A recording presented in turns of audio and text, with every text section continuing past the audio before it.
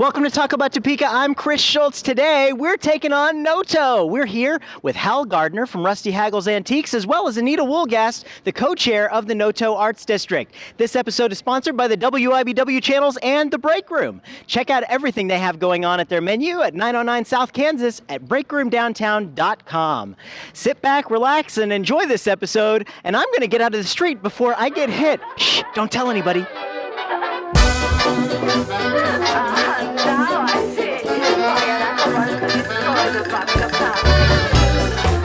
Well, it's a beautifully sunny day in the NOTO Arts District in North Topeka here, but it's not just for arts. There's some wonderful specialty stores, one of which is Rusty Haggles Antiques. We're going to go on in and say hi to him. It's my good friend Hal Gardner. How are you doing, Hal? Hey, Chris, how are you? Hal is one of the owners of Rusty Haggles here. Hey, thanks for being around here for us to come on in today. Our pleasure. Hey, so can we talk about the store? Absolutely. All right, let's find a comfy spot. What kind of a businessman would I be if we didn't talk about this? No kidding, right? We'll set up over here. Okay. So we found a comfy little spot here. I wanted to ask you a few questions about Rusty Haggles. Absolutely. First of all, where did the name come from? Jean, my wife, is the real owner of this whole thing. It was her plan when she retired from the public library to do this. It took a few months to get it accomplished, but here we are. And we needed to come up with a name that we could all agree to. We wanted a character. We wanted to convey old stuff. We wanted to convey the willingness to haggle, the willingness to talk about price. And Rusty Haggles kind of evolved out of the conversation. Absolutely, and we're over in the NOTO Arts District, and you guys were one of the first few folks over here. What has that experience been like for you guys? You know, that was about 2 years ago, a little less than that. I think maybe we were the third to come on board, and it's just been incredible. The first three, we all collaborated, cooperated, talked. Barbara Waterman Peters was across the street, Shelley Bedsall, the girls next door here at 2 days. And of course, Bradley's Cafe down in the corner down there, and Jim Roebuck. So there was a cadre of people here then, and we immediately glommed onto them as community neighbors and have learned a lot from them. We've cooperated, we've collaborated, and we continue to do that now that there's 20-some merchants down here. Well, that's one of the things the NOTO Arts District has grown so much in such a short period of time. And to see all of the folks in the community coming together to make that happen, it really must seem like a community over here. Right, and they've done it with a flair. You know, it's been fun. We test things, we try different things out. We've done everything from the street dance kind of thing, closing off the street. We don't do that very often. We try to keep it open. First Friday events, just like they are in the south part of town, are phenomenal. We see upwards of 2,000 plus people here on a typical nice First Friday. Now, when it's snowing or cold, like it has been the last few months, that was problematic. But even then, we had 700 to 1,000. And you really can't complain about that. No, you can't, and especially to see all of the different people. There's different art forms. What you guys do, tell us a little bit about what you guys specialize in here at Rusty Haggles. And we could call everybody competitors, but they really aren't. We all kind of specialize in unique things. I've got musical instruments here that I personally collect, antique radios, typewriters, militariana, all kinds of things that have been kind of pet projects of mine over the years. And Jean has had lots of pet projects as well. And she has different areas of the store that she kind of specializes with. We all take part in creating vignettes and putting things together in a nice kind of way. We didn't want a mall look. We didn't want a flea market look. We tried to establish a shop that we would enjoy going into if we were looking and shopping. Yeah, and this is a very, very unique shop. I want to have you, if you'll take us on a little tour and show us our cameras about what you guys have. So let's go do it. Sure. So something else we have in the front here, all your musical instruments. Tell us a little bit about those. I want you to get out of here without at least seeing the musical instruments. I personally have a collection of them at home, and I have them here, and I just love to think about them and talk about them and play them. Some of them date back to near the Revolutionary War and come on forward to the present time. It was right here. There's all these ornate, very just beautiful antique lamps and lights hanging from the ceiling. Tell us about those. They are very special. Our dealer for those lamps is Steve Lawley. He lives over in Meriden. And they're Aladdin lamps. He's collected them for years and years and years. He's brought select lamps over here before the 28, 30s, that kind of thing. We were talking about the competition between electricity and kerosene. And there were actually articles in the paper talking about why you would want kerosene instead of electric. The electric might not be good for your health. It's always been that way. Things evolve and they take time to adapt, and whether it's electricity, whether it's AC or DC or kerosene, it all was factored in. In 1928, they were talking about the first presidential campaign to be broadcast on radio. I've got a lot of old radios around here. We have the advertising from that time. They talk about, well, if you're in New York borough, one New York borough would be doing DC, one other borough would be doing AC. You'd have to buy a different radio. We got to go take a look at radios. Let's go do it. Amazing. All right. So just to give you an idea of some of the really cool specialty items you can find here at Rusty Haggles and in the NOTO Arts District, radio, we have radios up here. Right. Tell us a little bit about these. That's a 1928 Atwater Kent. That's one of the ones I was talking about with the Hoover election in 1928. Mm-hmm. This would have been the AC version, and there was a DC version. And then this is a cylinder player. So these are our cylinders. Right. And they play right through here. That's a 2-minute record. That's really cool. Put it on this little guy here. You turn this little guy on. Let's see what it does. We set the needle down on the cylinder.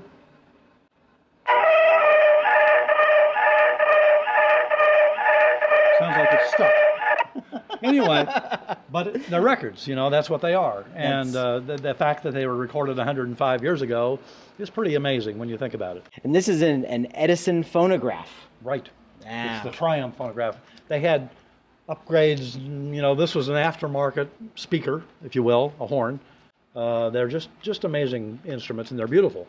So Hal, you also have a great collection of military gear. Tell us a little bit about this. Yeah, I do. And of course, this would be a whole different interview if you had Gene in front of the mic. But we got the other day in consignment a whole group of Militariana. And it's phenomenal stuff. These tanks are made in France, and they're beautiful pieces of work, all in and of themselves.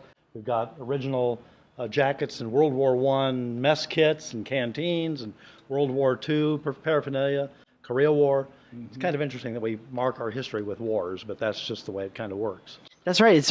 In the NOTO Arts District, it seems like everything can be art, which is really great, especially what you guys show here. But you also have a gallery upstairs here. Sure, so why don't we go take a look at that? All right. So we're in the Stonewall Gallery. Why on earth is it called the Stonewall Gallery? I can't imagine. It's just, somebody had a really good imagination, I guess. So right now, who's the exhibit that we've got in here right now? This is a fellow by the name of Rick Frisbee. He's from Salina.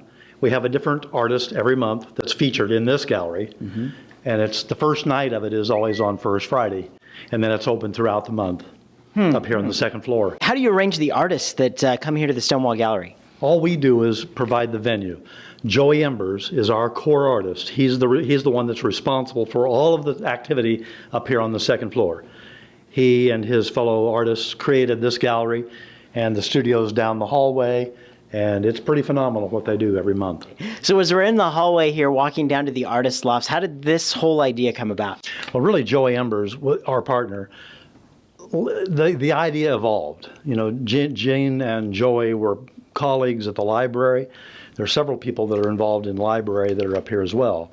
And he wanted to make sure that we served a good audience of people, from children right on through adults, satisfying all the artistic merits that are abound out there. Cool. Let's go see which artists you have over here. Right here you've got student artists from Quincy Elementary, which is the 501 Visual Arts Signature School. All right, so we're in one of the artist's offices, the suites up here, if you will. Tell us a little bit about this one that we're in. Well, Michael does a good job with all kinds of photography. He and his wife are both visual artists, and you can tell looking around that he has some award-winning art here that's been accomplished with digital photography. He does triple exposures and quadruple exposures and does some minimalist work and contrasty work, black and white, sepia, full color. Just a combination of things. I know more about his world than I do about some of our other artists in their unique worlds. Yeah, very cool. He's got some really wonderful work here, very creative. I mean, you look at photography and you see how much someone can do with photography. They do beautiful work. Absolutely. It's a real tool. Yeah. So we just stepped out of Michael Wolf's studio. Where are we at right now? This is the studio of Robert Hubbard. Robert was a teacher for many, many years, and he is still teaching art to select students who want to get some training and some tutorials. And you're seeing a working studio.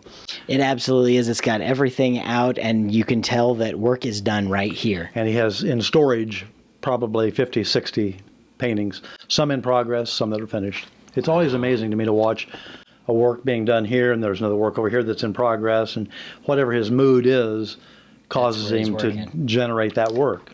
And that's pretty much true of all the artists. They may come down here at 2 in the morning, they may come down here at more normal hours, but we get there, they have the keys to the place, and it's their time.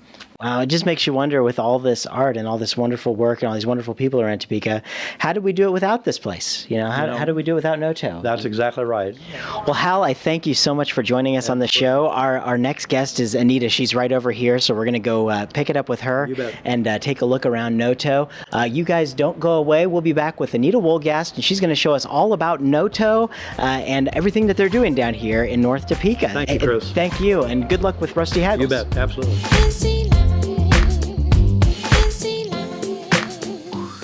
All right, Hal. Well, thank you so much for giving us a tour of Rusty Haggles Antiques here at 826 North Kansas Avenue. Y'all should come and check out that. But we're joined now with the First Lady of Topeka and also the co-chair of the NOTO Arts District, Miss Anita Wolgast. How are you doing? I'm good, and we're thrilled to have you out here live.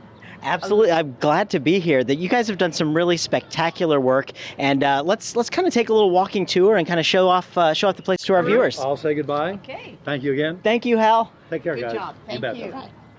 So it is a beautiful day out here in NOTO, and we're at one of the parts that kind of started it all. Tell us where we're at here.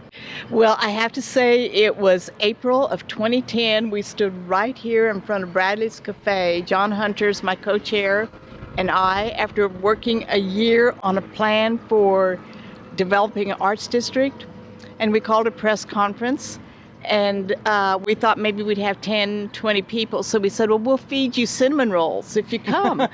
Well, we had like 80 people, community leaders, all surrounding this area, listening to the plan. So basically 3 years later, you see all the businesses here, which right now are closed because it's closing time, but nearly 25 have opened since we stood here on April of 2010.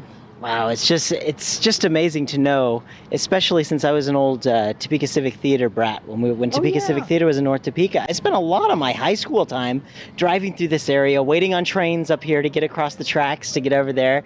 And just to see this place today versus what it was back then is really an incredible transformation. So we've really done some good work. Good job. Well, if you go back probably before you were born, this was a thriving business community, and we've been talking to people that give us a story of all the businesses along here. Ed Marling's was across the street, Hess Jewelers, these thriving businesses that were neighborly and having a good time being here. Caw Valley Bank was Bradley's Cafe. Then the flood hit, and of 51, and we'll show you the water line in some of the buildings 2 heads above me. So they just had trouble recovering from that and gradually deteriorated. So yes, then the transformation back, it's just been phenomenal with the Arts District. So right over across the street corner from Bradley's is the Eclectic, and this is an iconic picture if you read the New York Times. Tell us all about that. That was a fabulous surprise. It was about 2 years ago that we had a travel writer come through, and I walked the streets with her on a probably 110-degree day. It was so hot, and we didn't have a whole lot of businesses, but what she saw, she liked. And she said, I'll be back in touch. Well, I waited months, and then almost a year, and then I heard from her, and she said, well, I'm thinking of doing a story for the New York Times. She's a freelance writer. So we worked for 2 or 3 months, back and forth, getting information from everybody and making sure it was all totally accurate. Mm-hmm. So what ended up on the front page of the travel section in the New York Times in August of 2012 was the Eclectic. And the bathtub, their iconic bathtub, was pictured there in the New York Times in color, along with Bradley's Cafe and several other businesses. And it's certainly not the only time we've made the national media for NOTO. I mean, Bing came here to do a commercial, Bing, Google, kind of all that thing, and they were right here in NOTO, came to Topeka for that. They were right down the street here. I had a call on a Thursday afternoon saying we're going to film on Friday morning. They just discovered us. They were going to be in another location, came to Bradley's Cafe for lunch and said, we want to film here. So they were across the street there in front of Roebuck's Jewelers and shot that commercial, and it's already been nationally televised. Very cool. Well, let's keep moving on down toward the Art Center. So we've stopped right here at the Yeldar Gallery. Of course, they're closed because we've come on a time we didn't want to, disrupt anything going on over here. But tell us a little bit about them. You may have seen this story in the newspaper not long ago about recent retirees starting new businesses, and this is one of them. I think you talked earlier to another couple that started their new business. Chuck and Ruby Bradley had this vision to have an antique store and nice, beautiful gallery. And they took an old, dilapidated building and they put in what they thought they'd be open in 2 to 3 months. Well, it took them much longer because they did all the work themselves. It is one of the most beautiful galleries you've seen. The tin ceiling, the hardwood floors, what they've done to bring it back, absolutely beautiful. And then the work they carry is phenomenal. When they originally built these things, they put so much character in, and then, go to the 60s, early 70s, they kind of came in and glued carpet down over everything, and then they put suspended ceilings in, and sometimes you can say at this point, going in and tearing all that stuff out and refinishing it is the best thing you can do. No question about it. And the history that goes with this. In fact, the history with this is reflected with, they cut a window out so you could see the flood mud. Oh, wow. Because we keep talking, there's flood mud in the basement of all these buildings yet.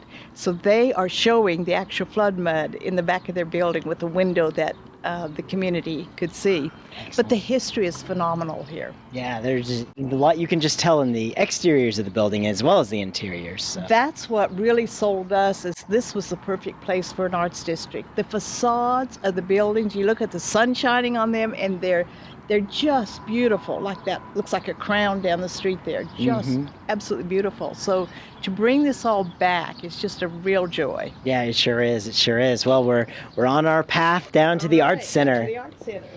So we've made our trek. We are down at the NOTO Community Arts Center. Tell us a little bit about this before we walk in. Let me go back to when we announced this that day in April of 2010. Our superintendent of schools then was here. And he said the light bulb went off, and he said, we need to be associated here in the NOTO Arts District.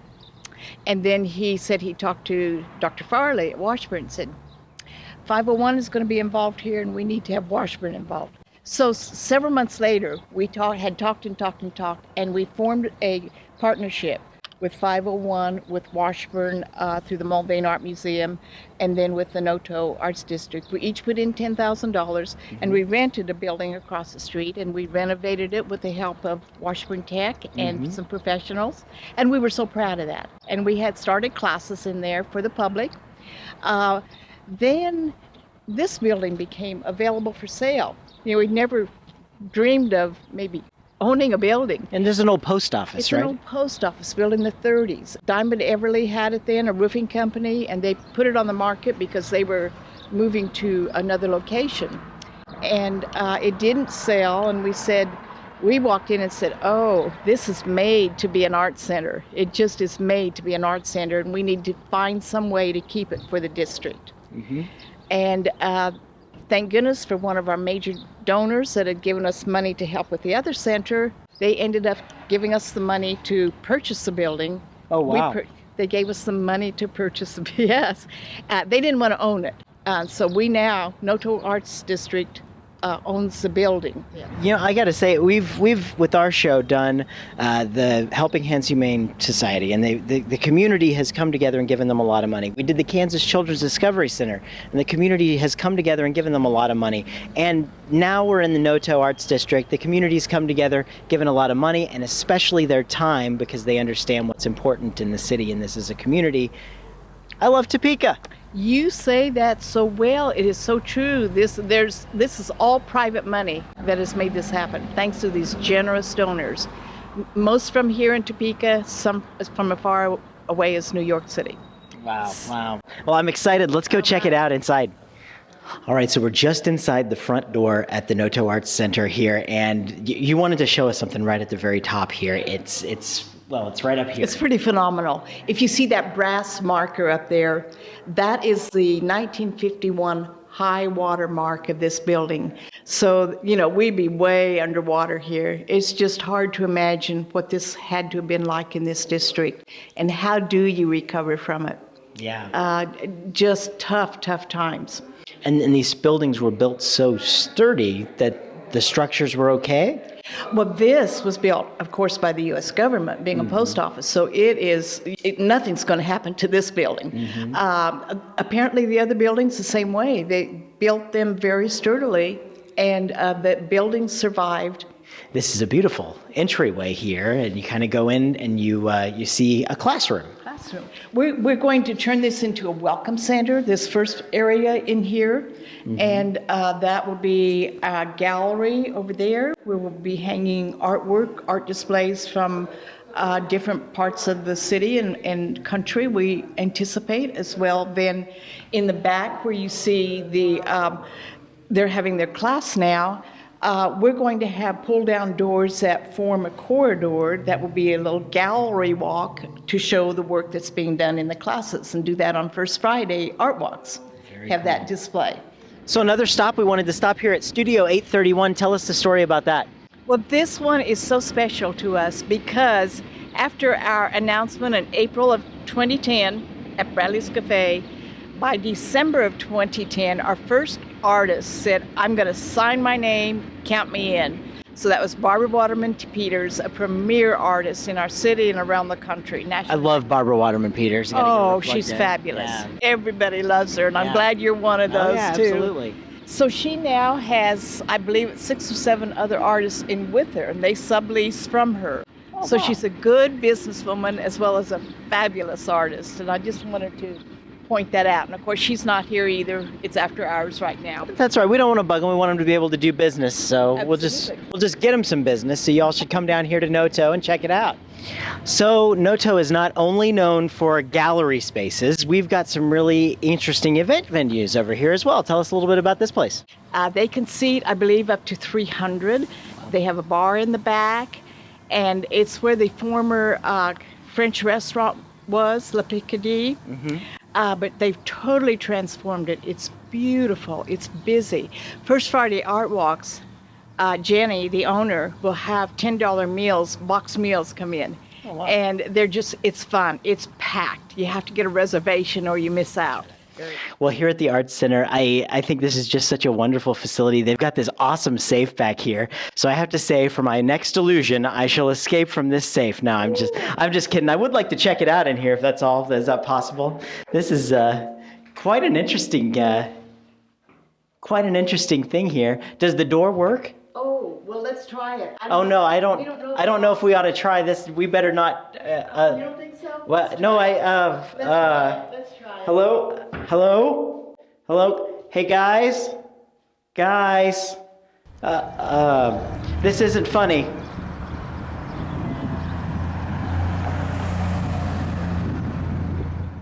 Well, thanks again to Anita Wolgast and Hal Gardner. This episode was sponsored by the WIBW channels, and remember to send us your thoughts on this episode or anything else Topeka related. And maybe check out the #1 cure for having nothing to do. I'm Chris Schultz. Keep talking about NOTO, and I thought we changed that. Am I working alone here? Hello? Guys! Let me out now, guys. This isn't funny.